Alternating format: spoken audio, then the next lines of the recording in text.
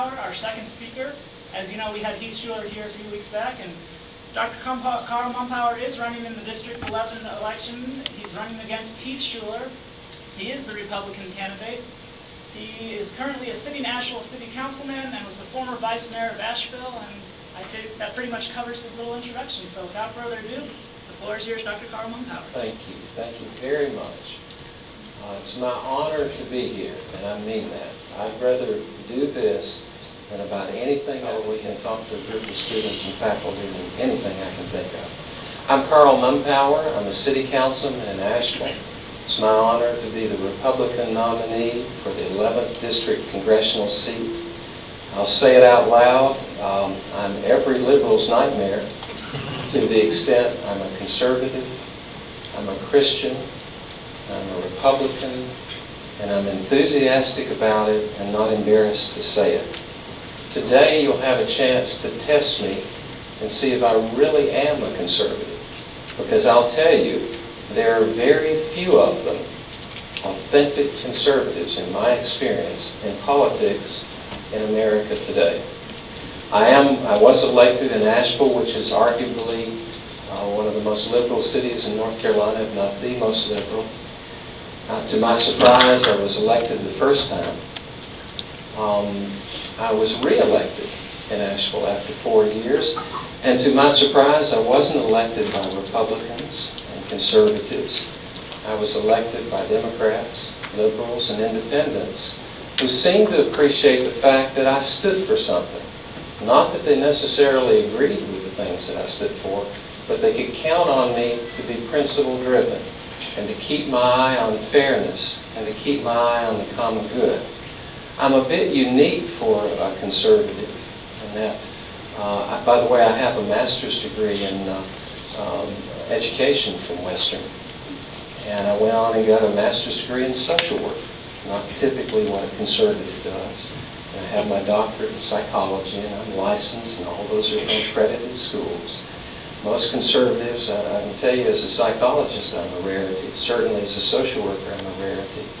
But what that means is I care about people, but I have a disagreement with many people on the other side of the aisle about how we best help people.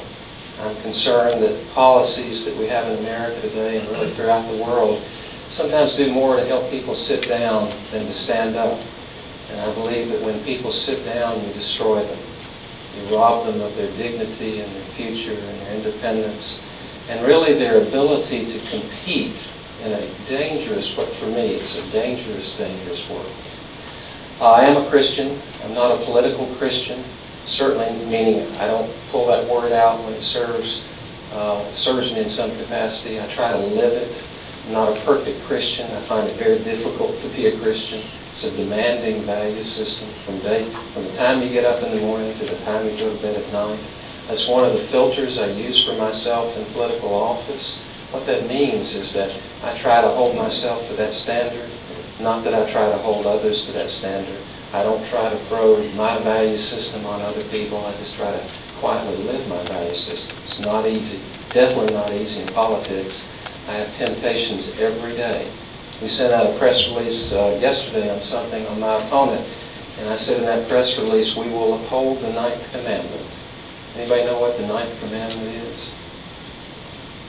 Thou shalt not bear false witness. Which is another way of saying that. Shalt not lie about thy fellow man. I won't tell fibs about my opponent. I don't need to. I'll just say it straight up where he is on the issues and where I am. I'm married, and I have children and grandchildren. I'm a veteran. I was raised in Western North Carolina, by the way. I graduated from Owen High School in Black Mountain in 1970. I volunteered for service. The service the week I got out of high school to get away from Black Mountain. Was that a mistake? I thought it'd be better in the military, and then I was foolish enough to volunteer for Vietnam. That was another mistake. Spent about a year there. I was no big deal, but I had a mixture of experiences, some of them very humbling, some of them frightening. Took a lot of joy out of my life, but it helped me understand the world we live in, and I can tell you I wouldn't be a psychologist today if I hadn't gone to Vietnam yesterday. It made me, it moved me at my core, and I wanted to come back and do something worthwhile and meaningful. And Glad I pursued psychology. I'm grateful for that motivation of pain from the past to push me there. I'd like to talk a little bit, and then we'd just be delighted to have the opportunity to field questions from you. And I'll give you my word on something. I don't care whether they're personal, professional, or political questions. I will be honest and direct and candid with you. I'm not here to seduce anybody. I'm not here to con you into voting for me. I'm not here to play the typical political games that go on in America today. I'm here to be sincere about what I am. I said in the beginning when I started, agreed to run about a year ago, I want people to know my name. I want people to know what I stand for. I want them to have opportunity to test that, and then it's up to them. I'm not here to buy a seat in Congress. One of the commitments I made early on is I will not take special interest, lobby, party, union, or PAC money from any source. Now, everybody I talked to when I made that decision wanted to kick me in the shin. They said it is impossible for you to win if you don't take that money. I call it I call it the Buy America plan. And it's what governs politics at the national level and probably right down to the local level in America today. I do not want to participate in it. I will win or lose by earning it. I will not buy it. Why not? Well, there is no way that you can participate in that system and not be obligated to it. Now, maybe you know people, maybe people came up today to you and handed you a wad of money and said, here, I love to give, and there are no obligations attached to this money. Everybody that had that happen to them today, please raise your hand. That's not how it works. People do not give away things for free, including businesses. Now, it's not like I'll give you $3,000 and you've got to vote every way I want to. It's much more subtle than that. But they do not invest that money with no expectation of return. My opponent, who's a nice guy, we disagree vehemently on issues. I'll say that strongly. We're dramatically polarized on issues. He describes himself as a conservative. I'm afraid his voting record is of a liberal. Those of you who have been frustrated that you had a Democrat who was a conservative need not be concerned, because if you look at his voting record, he is a liberal. I am a conservative. He's raised about $3 million from lobbyists so far. It's really funny to look at the printout because it'll have all these organizations. And I was looking the other day, on one hand you'll have on one line you'll have a lot of environmentalist organizations, and then the next line it'll be Walmart. It's a total study in contrast.